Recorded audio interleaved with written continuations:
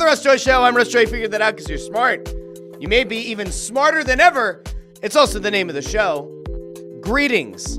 Happy Monday morning. I had this whole thing planned out in my head about how I was going to fake as if, I forgot the outcome of the game and, Nick Sirianni. We got to talk about it. Nick Sirianni, the hot seat.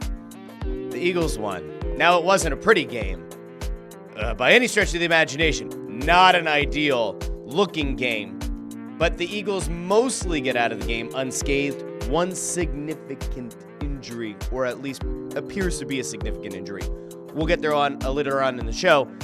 Jalen Hurts' first game back. How did he look? A.J. Brown got a little bit of reading in on the sideline. Then informed the media that they have been very behind on noticing him reading said book. We'll get to that later on in the show as well. And now we know who the Eagles are going to play. Because the Washington Commanders, good for them.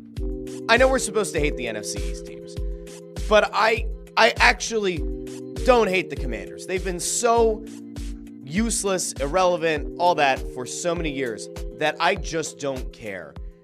Now, if the Eagles and Commanders run into each other this postseason, perhaps in the NFC Championship game, I will have a different tune. But for right now, good for the Commanders. They got their first playoff win since 2005. Jaden Daniels seems to be a really likable guy. Dan Quinn taking over that team. Good for them. But since they won, they took out the Tampa Bay Buccaneers, who bludgeoned the Eagles in last year's playoffs, and also handed the Eagles a loss earlier this season, with the Bucs now out. Washington has to go to Detroit, which means that the winner of tonight's game, Monday Night Football, between the Minnesota Vikings and the Los Angeles Rams, the winner of that game will go on to face Philadelphia in Philadelphia this upcoming Sunday at 3 o'clock p.m. Eastern Standard Time. And if you've seen the graphic going around, I said, but Russ, it definitely says 2 o'clock. That's because Peacock wants you to tune into their pregame coverage. Now, whether or not you choose to do so is entirely up to you. But the game's at 3, not 2. 2 is their pregame coverage. If you want to sit and listen to Chris Sims, which you probably don't, the game starts at or around 3 o'clock. So that's exciting. Now, I do want to point out to anybody and everybody who may have missed this on Sunday, but there was huge news that came out a couple hours before the Eagles game, all about the Sixers pulling out of their plan to build a new Center City arena at Market East. I did an emergency episode. You can find that wherever you get your podcasts, Apple Podcasts, Spotify, Pandora, Amazon Music, wherever you get your podcasts. And it lives on the Russ Joy Show YouTube channel, as well as on the Facebook page.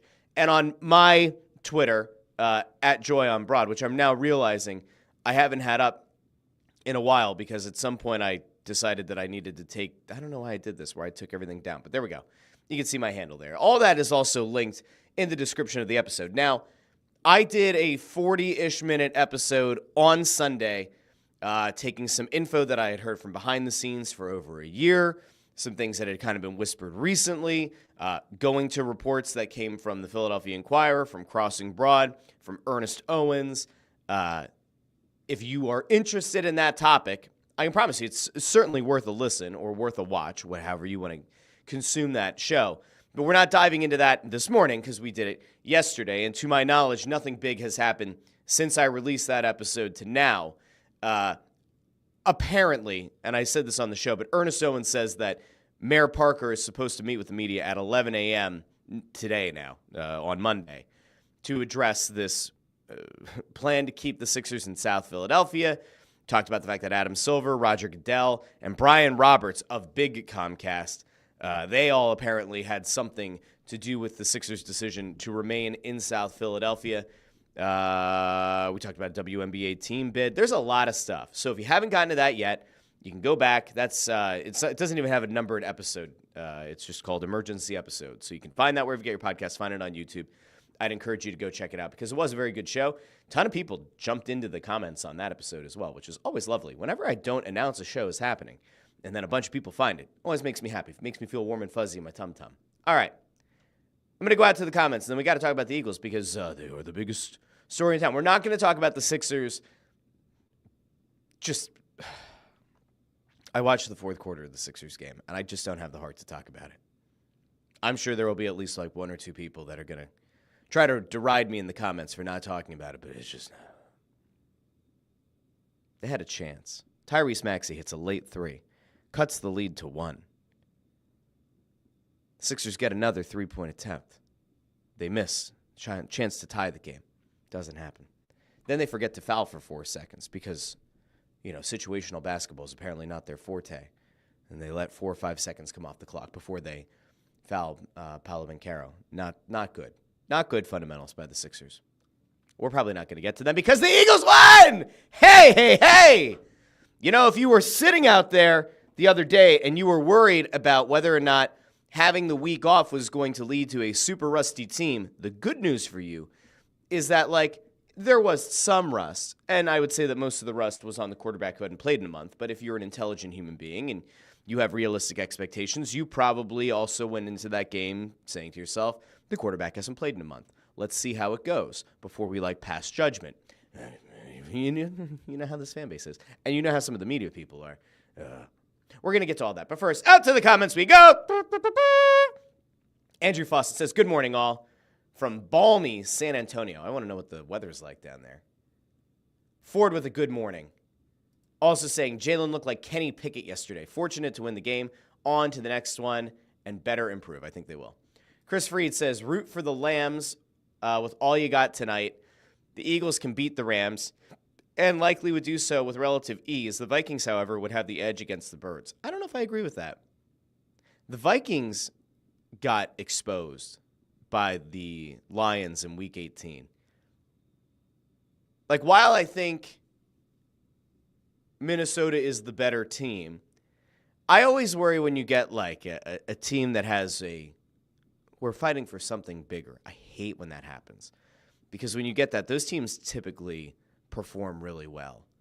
And given everything that unfortunately is happening out in LA with the fires, no, I don't want to have to face a team of destiny. All right, Matthew Stafford is still playing good enough football for the Rams to be an actual threat of some kind. And then you add on, we're playing for something bigger than ourselves. That's the kind of stuff that freaks me out because you just can't account for that. We'll get back there a little bit as well. Andrew Fawcett says, I was just about to say that Jalen concerned me yesterday. Start was great. Looked rough after he took a couple of hits. Nico says, what up? Michael Sirkin over on YouTube. Good morning, everyone, and go Birds. Chris Freed notes about the Flyers, which we will try to get to at the very end of the show because there was something I wanted to point out. Flyers won their Stanley Cup on Saturday. Losing that game would have been bad, real bad for the front office. Like to say they will have some momentum from this, but Panthers are on tap. And we'll get there. Flyers play tonight. Down at Wells Fargo Center. If you're going to be in the building, remember, you go through section 121 through the glass doors, you take the elevators, you tell them you're going to go see the podcast, or go up to the sports book, which isn't a sports book anymore, and they'll let you take those elevators up. You can come find us. We play right by the organ. We have a nice big setup. You can come say hi, talk to me, Bundy, and Ant. And intern Andrew, who continues to draw a crowd of his own, which is one of the funniest and best and wildest things that's ever happened. JH says, a very merry Go Birds to all who celebrate. Andrew Fawcett also notes, Barkley had a great game, but a lot of hard yards. That is also true. We'll get to Saquon Barkley's game. I was late this morning. I don't know what it was today. I was dragging. My wife let me sleep in. So, when I woke up this morning, my wife had already left with our 2 youngest, which leaves me with the 2 oldest, and then fend for ourselves on the breakfast front. So I woke up later than normal, and I've just been dragging ever since. But I kind of needed the beauty sleep because I don't have much beauty at all, and I have a late night with the Flyers ahead. So we'll see. All right, let's see. Andrew Fawcett says, defense was stellar yesterday. Can we finally move on from Jake Elliott in the offseason? No, Jake Elliott is a treasure to this city. An extra point he missed. But that man has hit some clutch kicks. Now, if he misses one that costs them and they get bounced from the playoffs or they lose the Super Bowl or something, then maybe we have a conversation. But not yet. JH says, such a good game, and I'm going to be able to be outside the Four Seasons and boo the Panthers on the way to their morning skate. My Monday's going pretty well so far. I don't even know. There's not even that much to hate about the Panthers, except that they're a very good hockey team, and the Flyers are certainly not. Chris Freed says the long national nightmare of the Sixers arena in Center City is over. Lenda Joseph checks in. The Flyers did what they needed to do and crushed a mid-pack AHL team. Also, Quitter is now questioning his existence. Hey, Len, I sent you an email. I need that address so I can send you the jersey, so make sure you get back to me. That is all we're holding up on right now. I just need your address. Michael Sirkin says about Jalen. Yes, it wasn't the best game for Jalen, but it was his first game back in almost a month. He's going to be a little rusty, but now he has a game under his belt. He should be better. All right, now I'm going to kind of skip around here a little bit, but Greg Bondarenko says, good morning, all. Fun weekend of Philly sports. Agreed. As I mentioned, we are going to get to that Flyers game late in the episode because there's so much that came out of that we have to talk about. Andrew Fawcett asks where the Rustache is. If all goes well today, I don't know if it will, but if all goes well today, I have my gym stuff on. My goal is to get to the gym, and then when I'm done at the gym is to shave back down to the Rustache. So don't you worry. By the Press Row show tonight, if I do make it to the gym, there will be a Rustache. If I don't make it to the gym, there will be no Rustache. Okay. Let's see. Is there anything else that I need to get to here? And I'll try to loop back around. I see a lot of the normal fine folks checking in. Landros 2 says Hurts will have to be better. My buddy Christian from up in Skook says Russell with the hockey coiffed hairstyle. Yeah, my hair this morning was massive. I took a shower last night. I always shower in the morning. Not that anybody needs to know that, but I do. And so this morning, my hair was big. So I slicked it back because you gotta do the show. Got to do the show. Raymond Supper says, my brother thinks AJ was reading Green Eggs and Ham.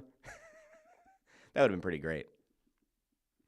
And my buddy Christian also notes. Love how you still fit in the JFK hoodie. This is from 2012. Now, maybe I ordered this hoodie a little bit big because I certainly don't weigh what I weighed in 2012. All right, let's get back to the point at hand. And Allison is here as well. Down in Houston says I'm late. Is it all Eagles talk? It's going to be Eagles and a dash of Flyers at the very end. Jim Cochran says a team led by Sam Darnold will never have the edge against the Birds. See, this is the kind of the positivity that we're here for. All right, so let's get into the Eagles game because we all watched it.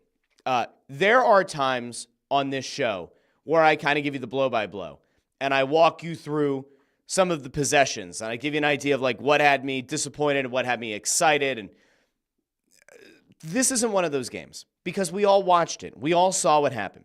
There were big, higher-level takeaways that I had from the game that I think are ultimately going to be important.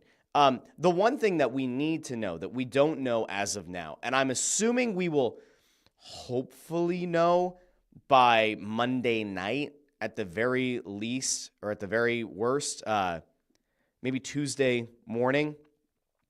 We need to know Nakobe Dean's status. He was carted off the field, and I'm going to throw this up on the screen because this came out about 40 minutes ago from Ian Rappaport, who we do treat as a legitimate source of news. Ian Rappaport put out a pretty sad update here, but it is nothing officially confirmed yet. However, Ian Rappaport says Eagles linebacker Nakobe Dean, who was carted off during last night's playoff win, is feared to have suffered a significant knee injury that would knock him out for the playoffs, sources tell me, and Mike Garafolo. They'll have an MRI this morning to deliver the full news. Dean emerged as a starter this season with 128 tackles, including 9 for a loss. That would be a massive, and I mean an absolutely massive loss for this team. Look, there are times where a player looks like they're down for the count. They go in for the MRI. They find that structurally everything is actually better than expected. They miss a few weeks, and they're able to come back. It very much felt like last night the air kind of was sucked out of the building. I certainly thought, and I assume that all of you did as well, when you saw the way that Nakobe Dean reacted, the look on his face, which was also included in that Rappaport tweet, I think he knows that it's bad. I think that he knows that it's probably going to be a long rehab, which the biggest shame of Nakobe Dean going out, which honestly is the biggest shame to come out of the entire game, right? Because it was almost an entirely positive game as a whole. Like I actually felt bad for the Packers, okay? There were times in that game where it was just like, holy shit, man. Like, it was like they mocked the football gods with how many of their guys went down. And in a few cases, you had guys that look like they're going to have a significant recovery window over the offseason. You never want to see that, especially for a team that's on their way to losing like the Packers were. To then keep losing players is a shame. In the case of Nakobe Dean, what was the big thing that I talked about going into the season? One of them was that I thought that the Eagles hadn't really addressed the linebacker corps because, in fairness, nobody knew what Zach Bond was going to be. Not a single soul. There was not a single pundit, locally or nationally, who thought that Zach Bond was going to come in, get put in a new position, and make the all-pro team. Not a single soul said that he would. No one. And if you can find it, by all means, I'll eat crow. But I remember people saying Zach Bond could be a nice pickup. We'll see what Vic Fangio does. I do not recall anybody saying, "Oh, let me tell you that." Let's see. Can I slip into a little John Gruden voice here for a second? All right, hold on. Let me do a little coffee. I'm telling you, man, there's some. Okay, we're gonna try to go a little John Gruden here. All right, I'm telling you, there's a guy, Zach Bond, man. He's a great linebacker, man. Great linebacker. We think that Zach Bond, he's going to move on to the Philadelphia Eagles, man. He's going to do a great job. Going to do a fantastic job. We're talking Zach Bond, 28 years old. Went to East High School. Went to Brown Deer Middle School, University of Wisconsin. 6'3". We love Zach Bond. All right. Nobody thought Zach Bond was going to be great. Not a single soul. No one thought Zach Bond was going to be incredible. Nakobe Dean. What was the big thing that we kept saying about Nakobe Dean that we've said ever since he's been drafted? His rookie year, we said he looks way undersized. And then he suffered an injury. And he had never really been able to put himself in position to remain healthy and to be an impact player for this team. And unfortunately, there were people who were ready to give up on him. Now, I wasn't ready to give up on him in the beginning of the year. It was just, you need to prove that you can remain healthy. And he put together an exceptional season, like an exceptional bounce back, legitimate pro season. And you put him together with Zach Bond, and it felt like, oh my God, the Eagles actually have, you can't say great linebacking core, right? Because you need to have depth, which this team, we're about to really test the depth at linebacker here with Dean going out. But between Dean and Bond, you felt like, all right, there's at least competent players in those positions. And they both ended up being impact players. Again, Zach Bond makes all pro, which is incredible. And in the case of Nakobe Dean, you say, I don't know, like could he have? No, he couldn't have really been up for a Pro Bowl. But Nakobe Dean did probably as good as anyone at that position has in the last 5-6 years. So the idea that they're going to be without him, unless they get an absolute miracle on the MRI, is a real shame. And it's a total disappointment for him, obviously, because he stayed healthy this year. And he was an impact player. He was certainly better than he was more than an above replacement level player. Now, when we talk about depth, right, we've certainly touched on this all season, but the secondary is where the real depth has been because Quinyon Mitchell and Cooper DeJean have largely exceeded expectations of rookies.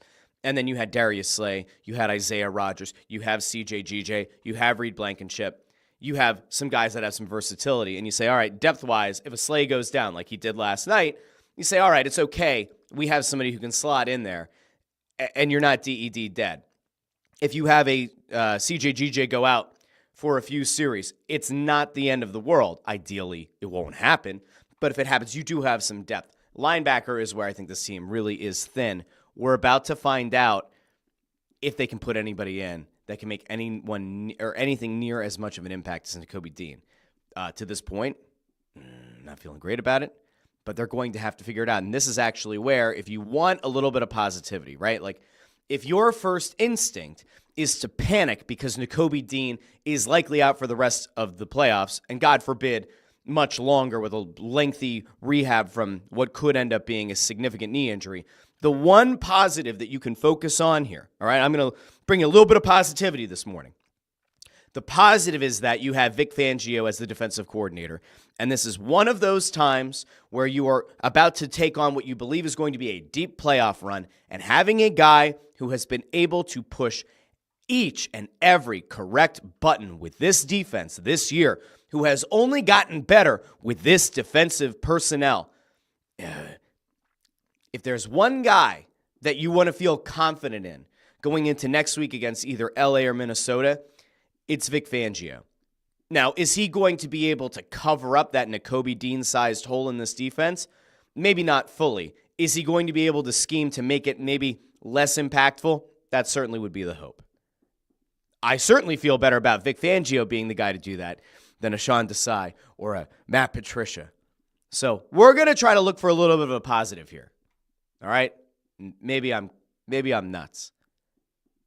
All right, let's go back over to the comments really quick to hear about people talking about Nakobe Dean and how they're feeling. I'm just waiting to see if there's anybody who feels positive.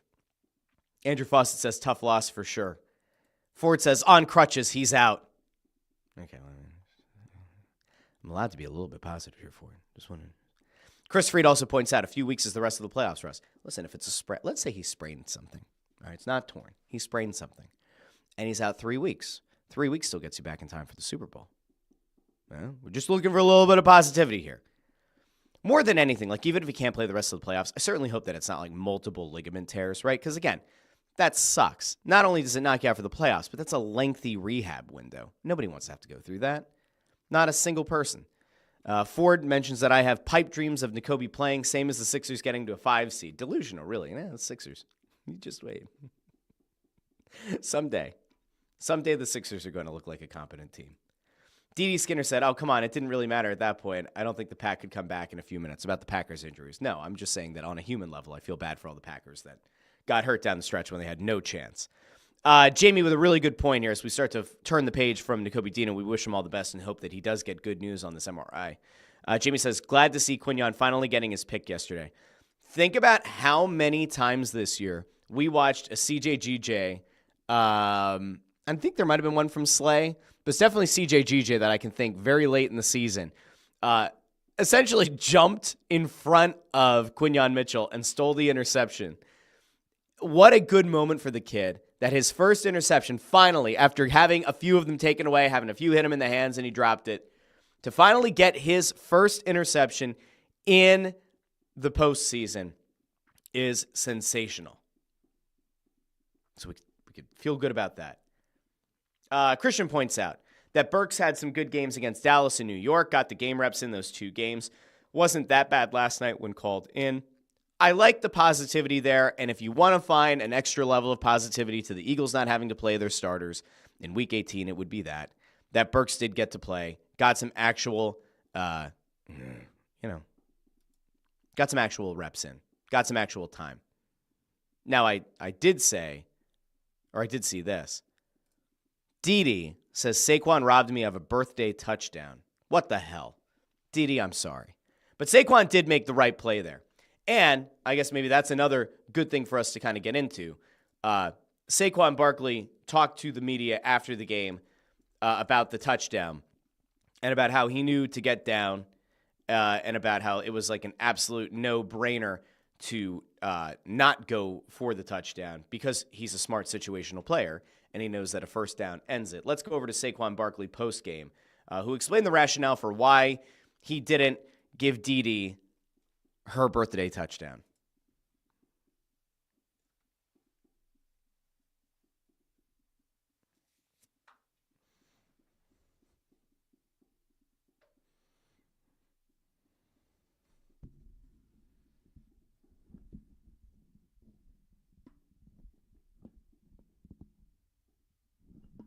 All right, so there you go. There's the Saquon rationale. Oh, wait. You guys said there's no... Oh, I know. Hold on. Hold on a second. I can do this. I'm a capable producer of my own show. I had audio turned off from the other thing. Let's get back to Saquon. All right, here we go. Now you'll actually get to hear Saquon. See, that's why I was putting the mic up. Maybe it's like I knew. I didn't know. Here we go. Here's Saquon. This is why he says he didn't give Didi her birthday touchdown. Here we go. All right, Saquon, let's just make sure you talk into the mic, okay, fella? Here you go. Lit up. No mas, situational football. First down ends the game. You never know. I break that long run. I keep running. I pull a hammy. Someone's chasing me. They pull a hammy. We lose the guy for next week. Get down, put a smile on your face, and move on. That's the thing that matters most. You lit up. So there you go. Hopefully you heard it that time. So, poor Saquon. Saquon let Dede down. You guys will have to let me know if that came through. I think it did. If it didn't, that would be bad. But hopefully it came through. So Saquon just essentially explains there, if that didn't come through for some reason, that the whole reason he didn't go for the touchdown is because he knew that situationally a first down ends the game. That's it. You know, listen, given the amount of time that was left on the clock, you're not going to put yourself in position where Green Bay is going to come back, get multiple touchdowns, an onside kick recovery, and force OT or win the game. Like, that wasn't going to happen. But he is right. When you have the chance to ice the game, you ice the game. And you know what? If you want to make the pitch here about, not tempting the football gods, right? Like if that's a big thing to you, Saquon doesn't play in Week 18, doesn't get to chase down the record. He went out and he did a good karma thing. I mean, he could have blown open that final play and really gone after it, and he chose not to. Now, the other big storyline to come out of the game, excuse me. The other big storyline to come out, other than Jalen Hurts through the air, which we'll get to here in a second, is this absolutely beautiful moment that was captured on the sidelines, which is A.J. Brown getting some reading in. And on one hand, it's a hilarious meme because this dude's on the sideline in a playoff game, and he's reading a book.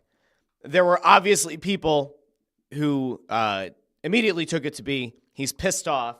He has to be pissed off. Why else is he reading a book? Is he secretly shading Jalen Hurts? Well, according to A.J. Brown, post-game, that's simply not the case. And not only is it not the case, he also pointed out the fact that apparently he's been doing this for a long time. He explained to the media that the book that he was reading on the sideline, called Inner Excellence, which I assume is all of a sudden now going to have probably an increase in book sales. Like, let's be honest. The Inner Excellence book could be the new dog mask. I mean, it's not quite as fun to wear. I don't know. Will security let you take a book into a game? I would assume so. I don't know. Maybe I should reach out to Lincoln Financial Field to find out if you could take a book in. But regardless, could the Inner Excellence book become the new it thing to have with you on a Super Bowl run? Here's the best part, okay? Zach Gelb asked A.J. Brown about if he was frustrated on the sideline when he was seen reading that book. And here's what A.J. Brown had to say. And I just want you to, let's compare this to what was said, after the game where he said passing. I want you to just look at the body language, look at the face, listen to the voice. Here we go.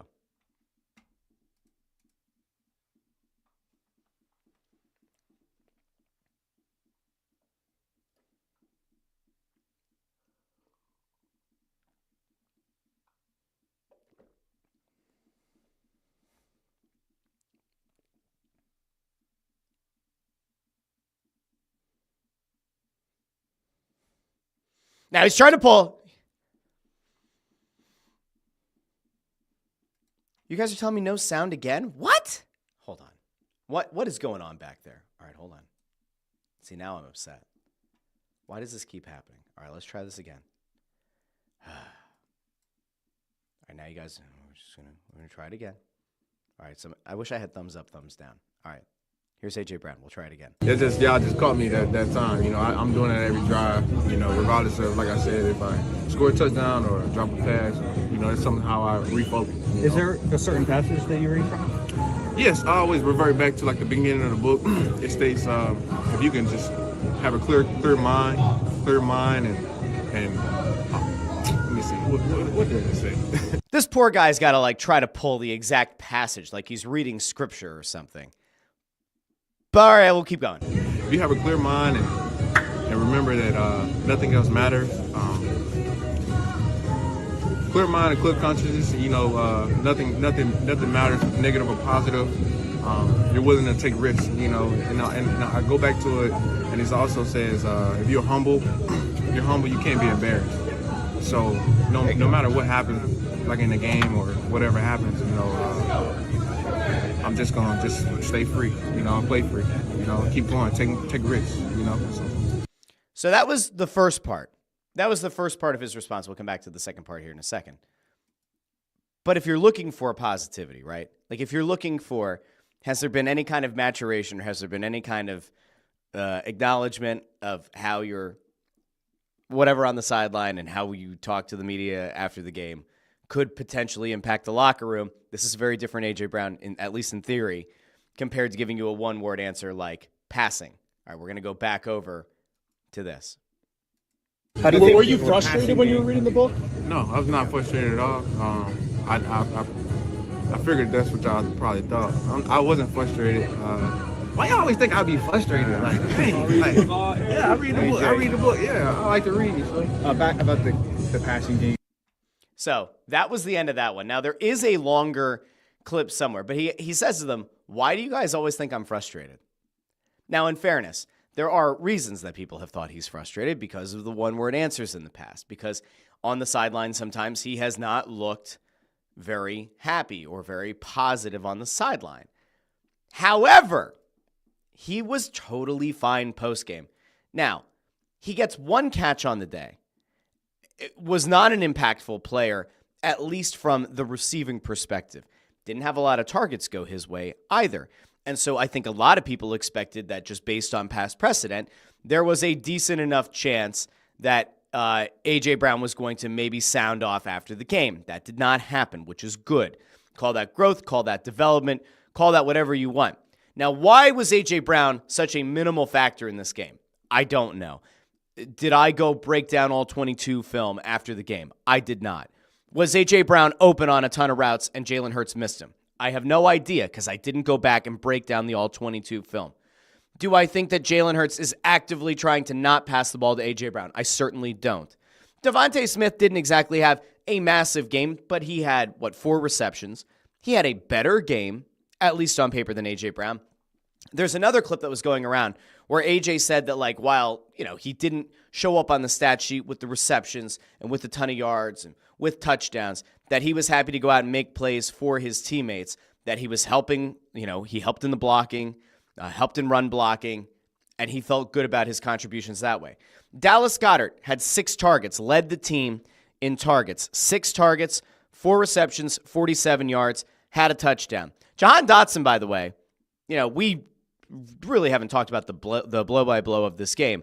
The Eagles set the tone early in this game on the opening kickoff, forcing a fumble, giving Jalen Hurts a short field to work with in his first game back in a month. And if you had told me that Jahan Dotson is going to have the first receiving touchdown of the postseason for this Eagles team, no chance I would have believed you. And in fairness, I don't think anybody believed that he would have. Absolutely nobody. So overall, I'm just giving you kind of a breakdown here. Dallas Goedert had 6 targets. Devontae had 4. Dotson had 2 targets. A.J. Brown had 3 targets. So 1 reception for 10 yards on 3 targets. Saquon Barkley had 2 receptions on 2 targets. And Gauthier had a nice catch on 1 target. But the passing game, if you wanted to see Jalen Hurts really air it out and you wanted to feel significantly better about where he was at in his recovery, you probably don't walk away from this game feeling incredibly confident. He goes 13 of 21 on the day, 131 yards, 2 passing touchdowns. As we mentioned, he had an early passing touchdown on a short field to Dotson after the fumble got forced on the kickoff. But if you're looking for something to feel good about, it's Hurts didn't turn the ball over. He did use his legs a few times. He ran the ball 6 times. Now, there was tush-push in there, but picked up 36 yards. The acceleration looked there. There was one thing that I didn't like. There was one play where he did dive forward with the ball after, using his legs. I don't love that, especially as you're coming off a concussion. What I did like was we got to see a few times where Jalen Hurts actually went and slid, which is kind of new. So that was maybe a positive. Now, is that a guy who's playing scared because he doesn't want to get another concussion? I don't think so. I think that they've probably been in his ear now for multiple weeks, that it is critical to their long-term success that he doesn't suffer another concussion. Okay, I'm going to go over to the comments here and see how people are feeling after we got past the tech issues. Landros 2 says, philosopher and an all-pro. What a great guy. Greg asks, are we past the chatter of the rushing record now? Yeah. One win doesn't make all of that go away, but now everybody's focused on the postseason. If you ultimately win a Super Bowl, then absolutely. Then nobody cares about the rushing record at that point, because then you really do go back to the one big goal that Saquon Barkley and the rest of the team have talked about ad nauseum. You have one big goal as a team, and that's to win a Super Bowl. Ford says we need to discuss why he had only one catch and how. By Wednesday's show, I'll have a better breakdown for you of why he only saw 3 targets and 1 reception. Christian says, I don't think they wanted to put too much on his plate last night coming off no practice all week. That's probably fair. I mean, remember, last week we got into this because the national media kept freaking out on Monday and Tuesday of last week. I can't believe that Saquon Barkley hasn't cleared concussion protocol yet. He's not going to play on Sunday. And it's like he can't clear it until last Wednesday when they had their first practice. He ended up getting cleared on, was it Friday? Was it Saturday? I think it was Friday he got cleared. Or maybe it was Saturday morning is when it got announced that he got cleared. But like he was in a bunch of non-contact drills. He went through some basic practice leading up to the game. I think they did probably want him to play a little bit more conservatively. And in fairness, Barkley had himself a hell of a game on the ground. 25 rushes for 119 yards, which, by the way, could have gone to 160 plus if he decides to break open that last run and go score a touchdown. So that also makes the game significantly more lopsided, which it could have been. The Eagles found plenty of success on the ground. Look, I think that if we're all being fair here and if we're being honest, the way that this Eagles team needs to win is by having a dominant ground game. If you don't agree with that, I think you haven't been paying attention all season. If this team can get Saquon Barkley going and involved early and often, it then sets up play action, which all of a sudden makes Jalen Hurts a significantly more lethal quarterback and makes that passing game even more lethal because now as defenses are trying to stack the box to stop Saquon Barkley, it's going to give you one-on-ones on the outside with A.J. Brown and Devontae Smith, who 9 out of 10 times, 8 out of 10 times are going to win those one-on-one battles. It then becomes a matter of if Jalen Hurts can get them the ball in stride. You can feel however you want about Jalen Hurts' ability to do that. I view this whole thing as a large positive. I get why there's some apprehension post-game about what Jalen Hurts did in that game. No, but I think it's going to be fine. Lou says, strange that this is episode 53. Zach Bond is a beast. Yes. Why is it strange that it's episode 53? I don't know. We're on episode 53. Now, I did have some emergency episodes after Phillies playoff games, which we're just going to act like never happened, and then the emergency episode yesterday, but it is 53. And Zach Bond is, in fact, a beast. That is correct. Let's go over to Jim Cochran. Says the passing game in general was bad, and that was mainly due to Jalen. Bold prediction, AJ goes for 150 yards and 2 touchdowns next week. Wouldn't that be something? Just based on how these two specifically have bounced back together after Brown doesn't have a big game stats-wise, probably safe to say he's going to see 6, 7, maybe more targets next week. It will depend on who they play. Listen, I think that ultimately, like I said at the beginning, I think Minnesota's a better team. There's part of me that thinks that the Eagles would have a better game against Minnesota. I think they can win either way. I'm not looking at next week's matchup as being like, oh, shit, this might come to an early end. I think no matter who comes into Lincoln Financial Field, they're going to run into a hell of a team here in Philadelphia. All right. Let's see. Chris Freed says the Eagles game was really over on the opening kickoff. It showed that the Packers were not mentally prepared or ready for the game. I think it's a little bit more of the inverse. I think it shows you just how impactful.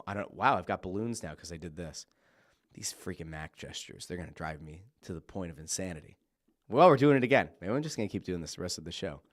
How many balloons do I have under the desk? Da-da-da-da-da. Anyway, now I've lost my point. But I think it shows that the Eagles were more than prepared for this game, which is a positive because if you remember back to the very beginning of the season, what we kept saying through the first 4 weeks or so of the season was the team didn't look ready to play. And when you look back at how the Eagles collapsed down the stretch last year, we kept saying it looked like the team wasn't ready to play, which is why there were so many questions about Nick Sirianni and about what exactly it is that he does here, right? Because if he's not the guy who's running the offense, if he has no impact or say on the defense and special teams, who the hell knows, what does he do? it was like, if he's supposed to be the leader of men, the team should be better prepared and more ready to make impact plays to start. They did a great job of setting the stage on the opening kickoff. And I will tell you that with the people that I watched the game yesterday, I said as soon as they got that first touchdown, I said, this will be an Eagles win. It might get close later on in the game, but they have already sent the message. And like, once you force a fumble on the opening kickoff, convert with a touchdown, you're not knocking the opposition out of it mentally, but you're making them already start to question, is it going to be one of those days? Now, do I think that the Eagles failed by not getting a touchdown on the possession that got them their first field goal? I did. This is where I came back to, if you remember last week, I said you need to show that you can put your foot on the opposition's throat. If you can get an early lead, you want to try to take them out of it sooner than later, right? And like we've talked about this around the Washington game late in the regular season when Jalen Hurts goes out, and I said, all right, like if Kenny Pickett had been able to get you another touchdown early in that game, probably takes Washington out of that one. It probably effectively ends that game. I had a little bit of a nasty feeling in the second half because, like, when you got to halftime and you're nursing a 10-point lead, all I kept thinking was, you've essentially dominated this game.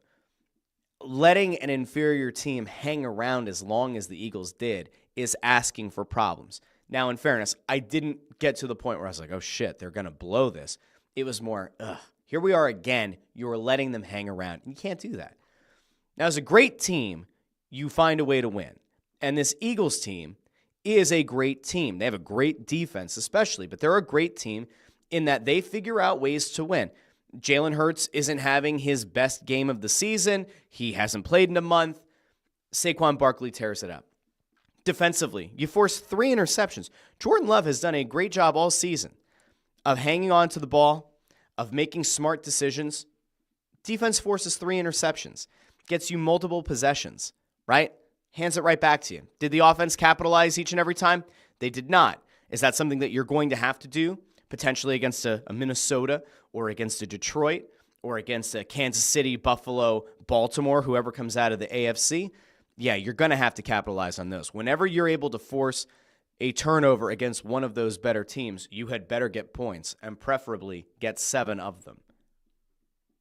Landros2 says, Lindros took a year to recover from a concussion. Hurts took 3 weeks. Welcome to the NFL. As we know, all concussions are different, so you have to be very, very careful. T from the TO3 says, what up, Russ? How are you working on your inner excellence? I don't know. Maybe I'll have to read it. I'm in a book club. Maybe I'll have to propose that we read Inner Excellence after the next book that we read. I know, it's shocking that I read, but here we are. Here we are.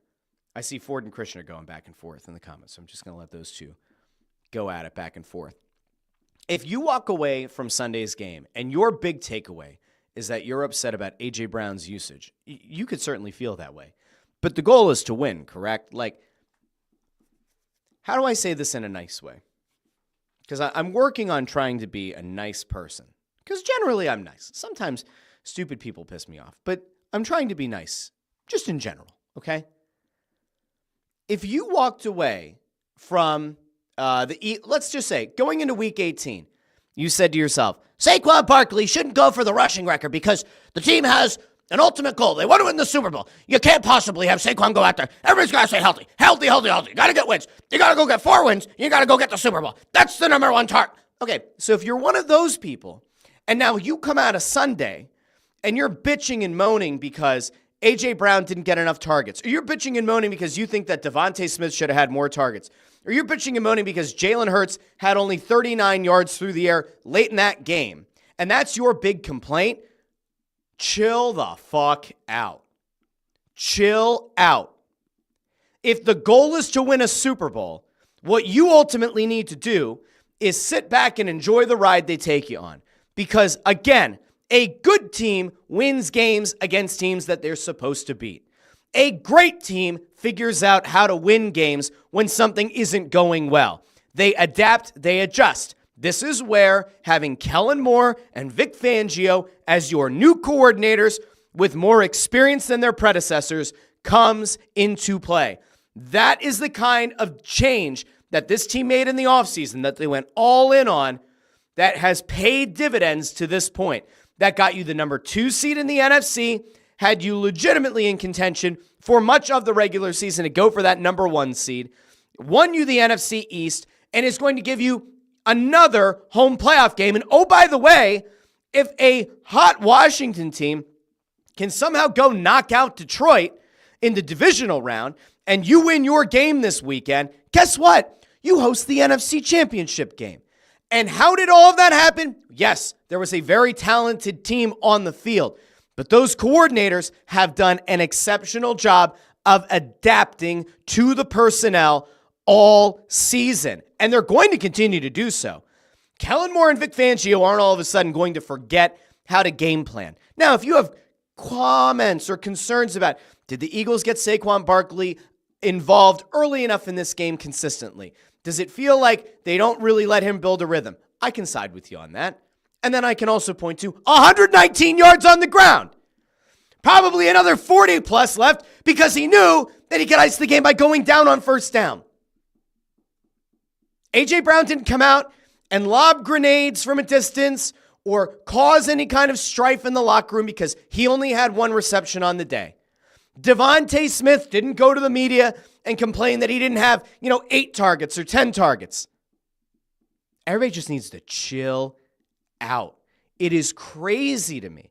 Like, this wasn't as close of a game as the final scoreline indicates.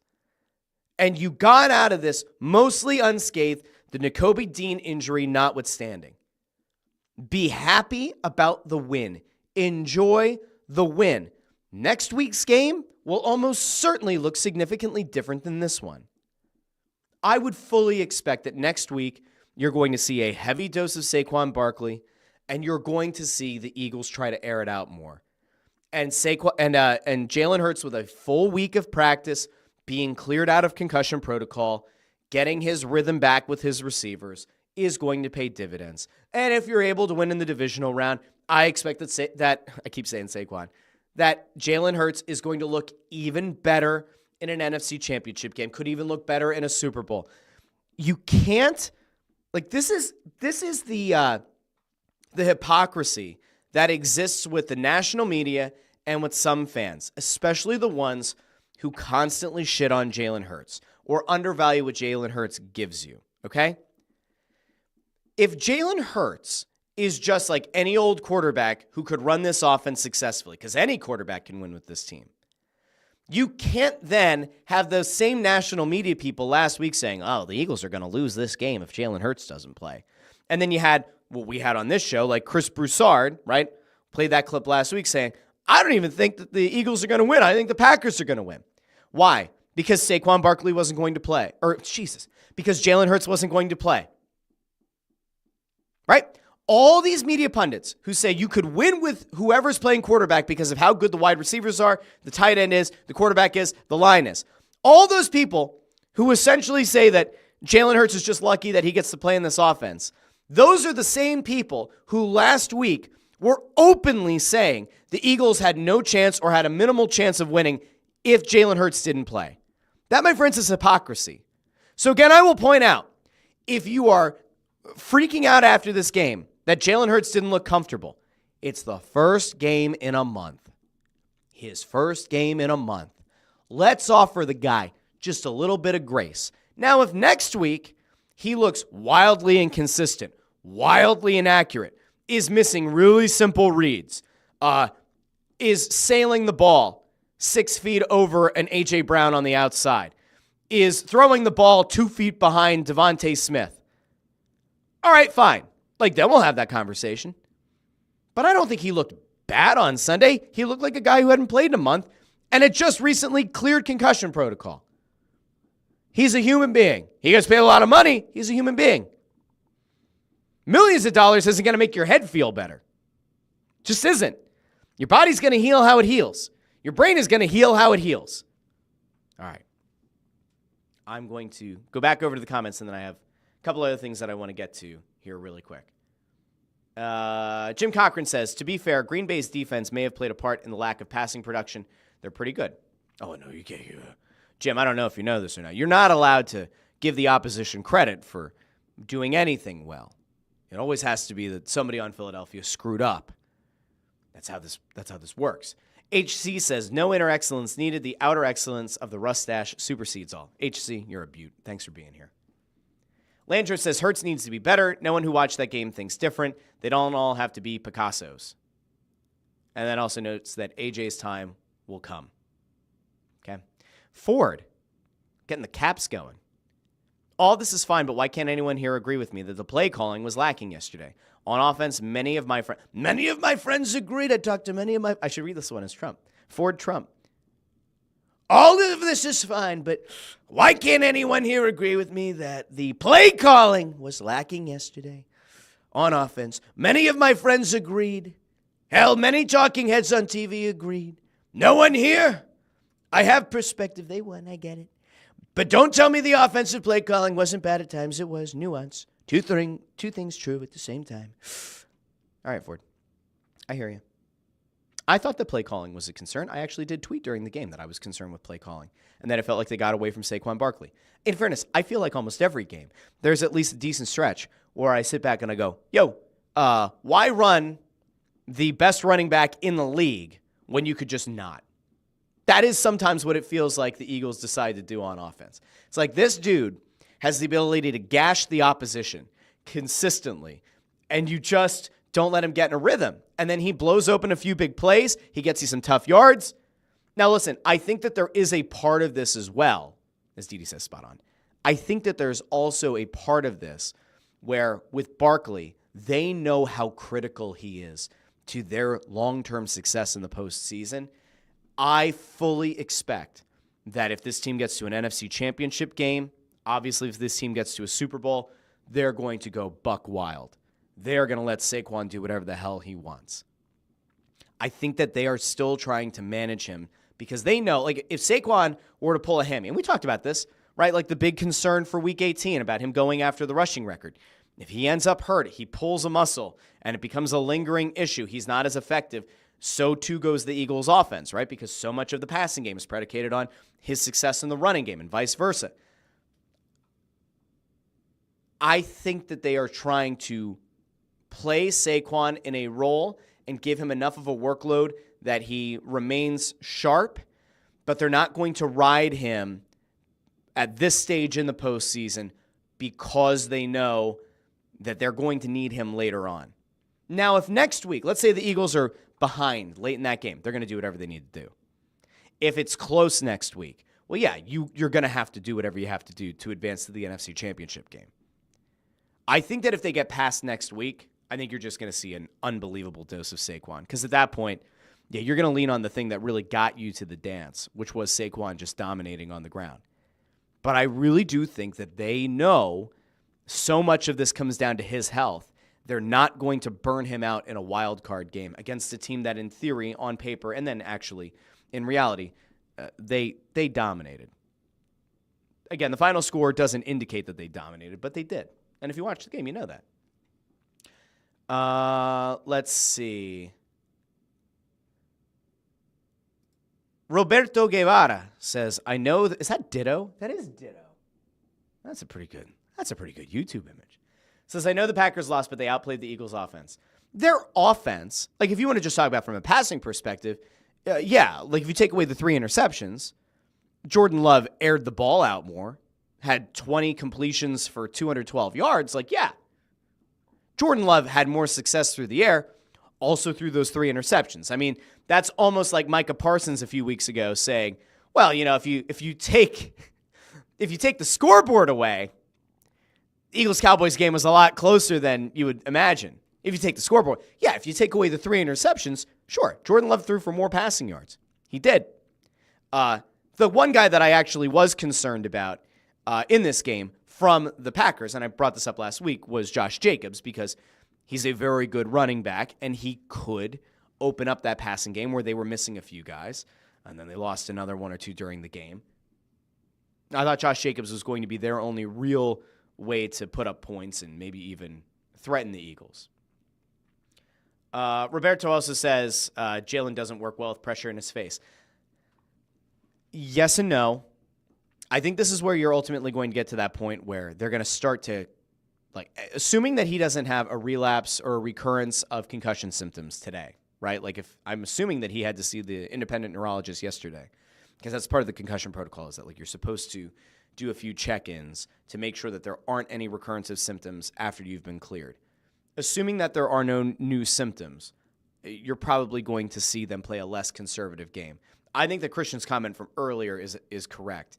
They didn't want to overdo it with Hurts in his first game back in a month and coming off a concussion because, again, you don't know how he's going to react and how he's going to play. Roberto says the Packers have not been good with pressure all season, but they got in Jalen's face all night. It's looking tough for the Eagles. Eagles still have one of, if not the best, offensive lines in football. I am not concerned going forward about the Eagles' offensive line and their ability to stop the opposition's pass rush. Connor says they knew they could beat Green Bay with stretches of no Barkley, conference championship, and Super Bowl. They'd go on another level, I hope. I think that's where it is as well. And Connor Allen mentions that Tom Brady yesterday called the Eagles the Phillies, and then he tried to catch it. All right. I'm good on the Eagles game if all of you are. Now, there's one other thing that I wanted to get to on today's show. It is not the Sixers' loss on Sunday, which just made me feel kind of nauseous. It didn't bring me off of the excitement I felt from the Eagles win, but it was a disappointment. No. The big thing is what happened at Wells Fargo Center on Saturday night. It's the only other team that I want to talk about today, and that is the Orange and Black. It's the Philadelphia Flyers because Gauthier returned to town. And there was one thing that came out going into that game that blew my mind. And I just want to make sure that I get to this with all of you before I throw a couple of clips up here and I show you, okay?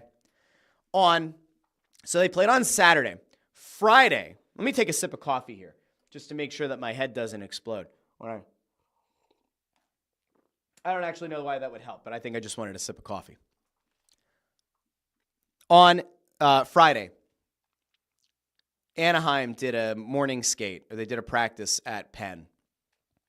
And afterwards, Gauthier spoke to the assembled media, which presumably was some Ducks reporters and some Flyers reporters. And Kevin Kurz of The Athletic was there, friend of Snow the Goalie in the Press Row Show. He was there. And one of the quotes that came out was that Gauthier said, among many things, when asked about like what he expected from the fans, that he thought there'd be a lot of boos. And when the fans came back up again, Gauthier said something to the effect of, I just wish they knew the truth. Like, I just wish they knew the truth about what happened. And I sat back and I thought about it. And I said, you know what? Gauthier might have a point. I also wish the fans knew the truth about what happened. And so then I started kind of doing a little bit of soul searching. I started doing a little bit of some introspection to try to find my hashtag inner excellence, like A.J. Brown on the sideline against the Packers. And so I started doing a little bit of work on me, okay? And I tend to not do a lot of work on me. I try to be a good husband and a good father, and so I give to them. But I decided that after seeing that quote from Gauthier, I was going to do a little bit of work on myself, and I was going to think, did I do something wrong? Am I to blame for Gauthier's disappointment? Am I to blame for Gauthier not wanting to be in Philadelphia? Am I to blame for Gauthier being lambasted and ridiculed by a fan base after he was traded almost a year ago to the day? And I thought about it. And I thought back to Snow the Goalie last year. I thought back to the Press Row Show. I thought back to Dan Hilferty coming on the show and saying, I feel bad for Cutter. Actually, I don't feel bad. He made his bed. He has to lie in it. And I thought about Keith Jones' comments that were very similar. And I thought back to Danny Briere. And Danny Briere saying the kid didn't want to play here. He refused to meet with us. He didn't talk to John LeClaire or Patrick Sharp. Wouldn't answer anybody's calls. Didn't meet with us in Sweden. I thought back to all those things. I thought back to Anthony. I thought back to the text, and I saw who that text was from, who alluded to the fact that Kevin Hayes, perhaps the only person that Gauthier really had conversations with, may or may not have had negative things to say about the organization. And I thought back, and I thought, am I to blame for Gauthier being so upset? Was it all me? And I thought about it, and I have to admit for the first time publicly, that upon review, no. Now, so then I thought about it and I said, all right, so Cutter Gauthier. Cutter goes and meets with the media on Friday. I just wish the fans knew the truth. Motherfucker, let's talk about the truth, shall we? Let's shall. Cutter Gauthier, I just want to have a moment. Can we have a moment as human beings here? You have a platform. Okay, you do. You talk to the media virtually every day. About a week or so ago, the Flyers came out to Anaheim, where you ended up being traded after you didn't want to play in Philadelphia. And you told the assembled media that you had that game in Anaheim circled on your calendar, which was also kind of fitting because you put up 0 points on the night. The Flyers didn't cause you to circle that game on your calendar. The Flyers didn't hold your feet to the fire or hold a weapon of mass destruction to your head to make you say that you circled it on your calendar. You chose to do that. That was you, kid. That was you. You were the one who controlled what you were able to say to the media in Anaheim. So, okay, you let that one go. Flyers go out. They beat that ass. They wipe the floor with Anaheim. They get the win. Cutter Gauthier has nothing to do with the game. They come to Philadelphia. Gauthier says, I wish the fans knew the truth about what happened. And to which I once again say, then speak your truth. Speak your truth. Tell everybody what happened. Because here's the thing, okay? And it's not hard. It would appear that Cutter Gauthier has been given some kind of PR training here. Probably from his agent, right? Maybe from the team's PR, where they said, it's just not worth it. Don't talk about whatever the reason is that you wanted to be dealt from Philadelphia. Which I think is just, honestly, it was bad advice. Why? Cutter Gauthier, if he speaks to the media about whatever happened in Philadelphia, he's not opening the can of worms. The Flyers did that themselves a year ago. On the night of the trade, the team governor, right? The lead executive of Comcast Spectacor, Dan Hilford, he came on the Press Row show and said, if he doesn't want to be here, we don't want him. I feel bad for him, but I actually don't feel bad for him because he made his bed, he has to lie in it. Keith Jones says, if you don't want to be a Flyer, you're not going to be a Flyer. Danny Briere opened up about what happened and about Gauthier and his camp refusing to take calls, refusing to meet or to try to smooth things over. They opened that can of worms a year ago.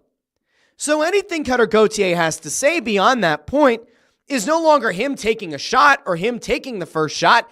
It's him responding, perhaps even rebutting the narrative that was out there. If he had a problem with what Ant had to say on that sourced info about Hayes might not have nice things to say about the Flyers, which, I mean, in fairness, just as an aside, I want people to remember, and Jackie Spiegel did a masterful job of this in the Philadelphia Inquirer. She broke down the entire timeline. I just want to remind people that between the time that Cutter Gauthier got drafted by the Flyers, said how excited he was, did an interview where he talked about like meeting Torts and how fired up he was to be a Flyer. Between that and him ghosting the organization, the GM who drafted him got fired. Kevin Hayes had the A stripped off of his sweater. And Kevin Hayes was the guy that they both said they had talked. There was the idea that they might have played golf together. It seems like Hayes was kind of the one who was the guy who talked to Gauthier. Not a lot of guys on the team did. Doesn't mean that whatever Kevin Hayes may or may not have said was the only reason that Gauthier chose not to play here and made that known. But like, listen, on a human level, if you're Kevin Hayes and you got the A stripped off your sweater and the GM who signed you to the big money deal is gone and the coach is pissing you off and the coach scratched you and he benched you and he's pissing you off, on a human level, you may mention that to the kid who says, hey, what's it like in Philly right now? And you go, it's fine. And if the kid says, hey, like, how do you feel about getting scratched or like not playing or not having the A? And if he says, well, I'm not thrilled about it, like it kind of sucks, or like I think it's a douche move. That's a human thing to do. I don't blame Kevin Hayes if that was ever said. I don't blame Cutter Gauthier if hearing that made him go, I don't know. I don't know about this organization. That's the aside. All right, we'll get back into it. Gauthier has never told you what his piece was. He has sort of refuted publicly that Kevin Hayes had anything to do with his decision to not play with the Flyers. He at some point said that he had noticed things over a year and a half span and that he thought that ultimately it wasn't going to be good for him to play here. Does that mean that like watching Torts scratch or bench young guys made him think that he was going to also get scratched and benched and ridiculed? Like, who knows? Who's to say? We don't know. But the reason that we don't know is because Carter Gauthier won't talk to the media and tell anybody what the actual reason was that he didn't want to play in Philadelphia was. And he has the platform. And as I mentioned before, he's not firing the first shot. He is simply responding with what he had to say to speak his truth. And he didn't do it. So what happens? The Flyers got up for this game. I mean, listen, if there was ever a game to be at this season, it was this one. I thought it was going to be Flyers-Rangers on Black Friday, but no. The vitriol and the hatred that was on full display at Wells Fargo Center on Saturday put everything else to shame. Before the game, there were chants of, "We want Cutter." And then by the time we got to the actual game itself, we heard this.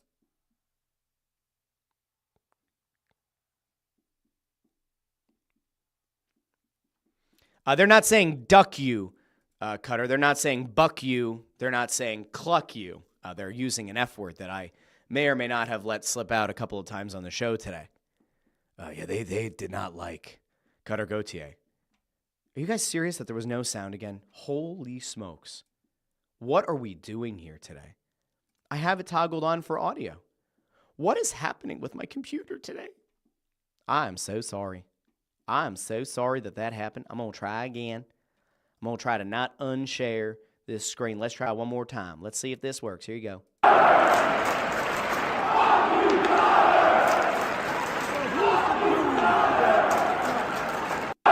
Hopefully you heard it that time. I'm going to want to play again, just so you kind of soak it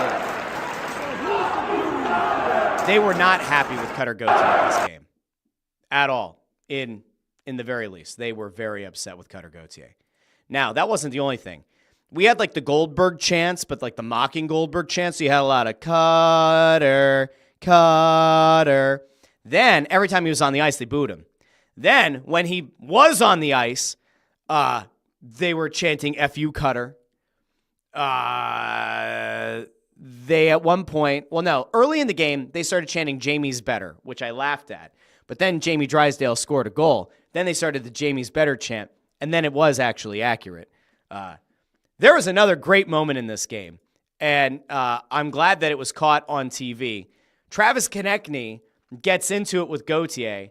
Doesn't, On the other side of the ice, it was offside of the Philadelphia line.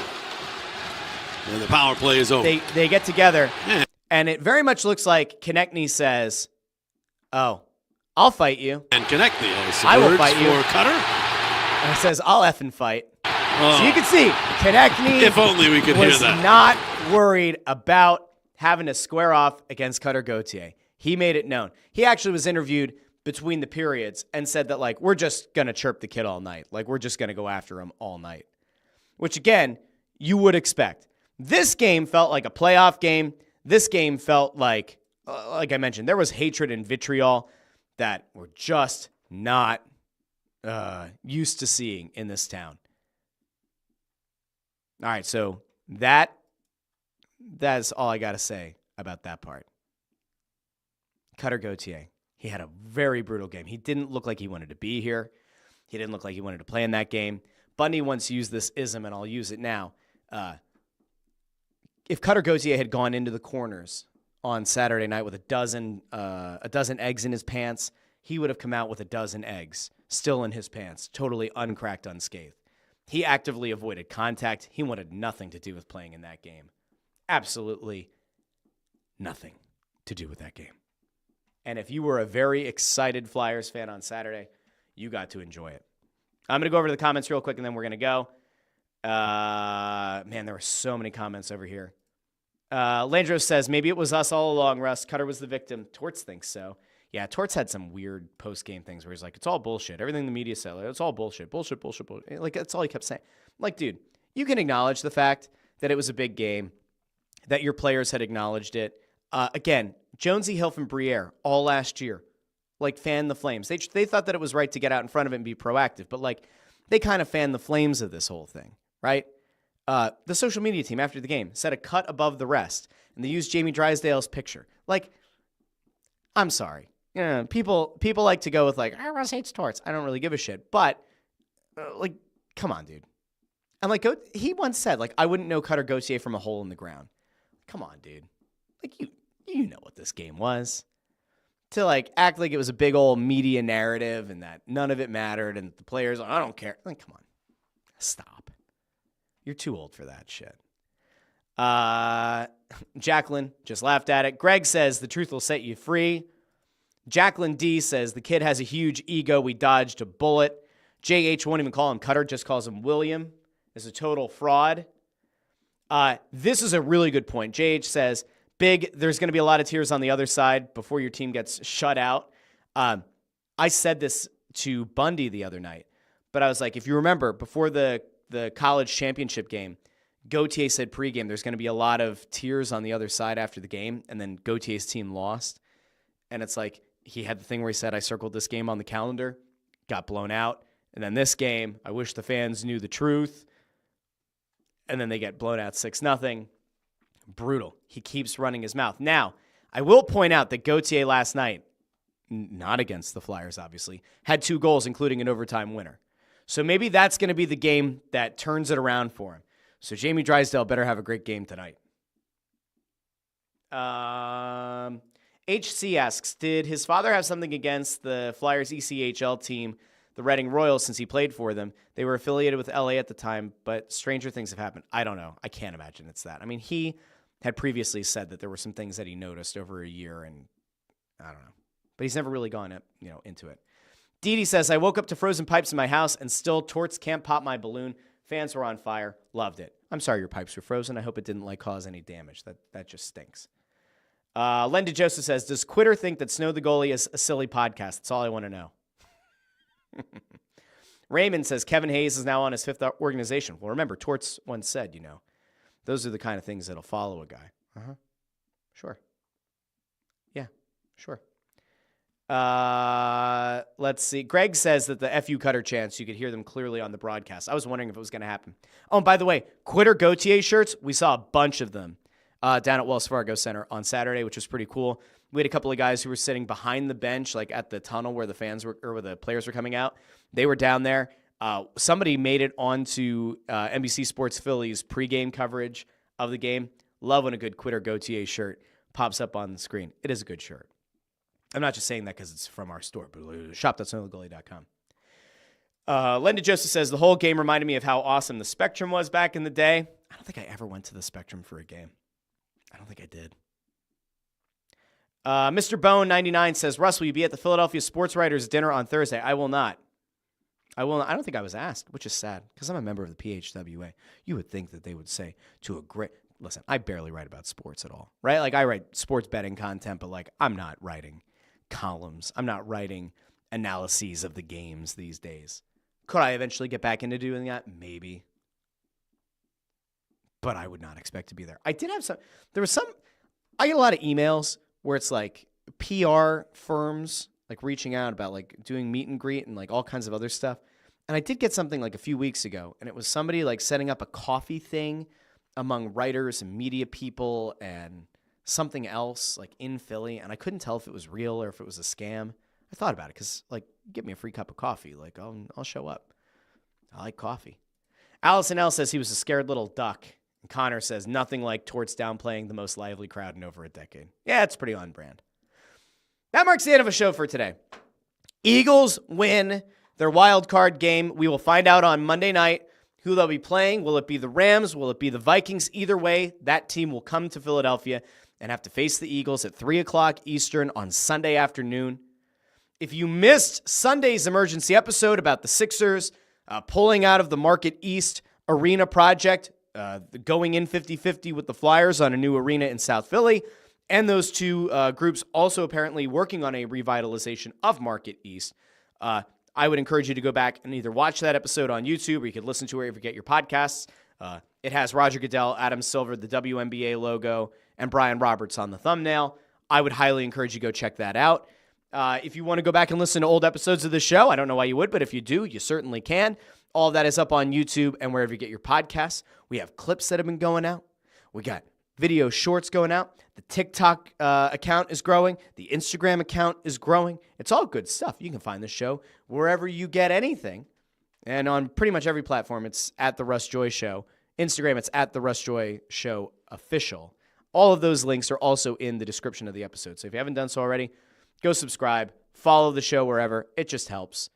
And I'll be back on Wednesday morning with a new episode of The Russ Joy Show. If you're a pro wrestling fan, don't forget, Thursday mornings at 8:30 a.m., I do It's Just Wrestling, where we're going to get into whatever the hell happens between last Friday's SmackDown, Raw tonight, Dynamite on Wednesday. There's already a very big uproar in the internet wrestling community about a match that's happening on Saturday's AEW Collision, a 12-man tag match that makes no sense. We'll talk about all of that on It's Just Wrestling on Thursday. But for now, you've got the Press Row Show tonight over on the Snow the Goalie account. You got the Russ Joy Show Wednesday and Friday morning at 8:30 a.m. And you have It's Just Wrestling if you are so entertained and so interested on Thursday morning. So until Wednesday, this has been the Russ Joy Show. I'm Russ Joy, but you already knew that because you're smart. And it's also the name of the show. I'll talk to all of you Wednesday morning here on the Russ Joy Show. Have a great day, everybody.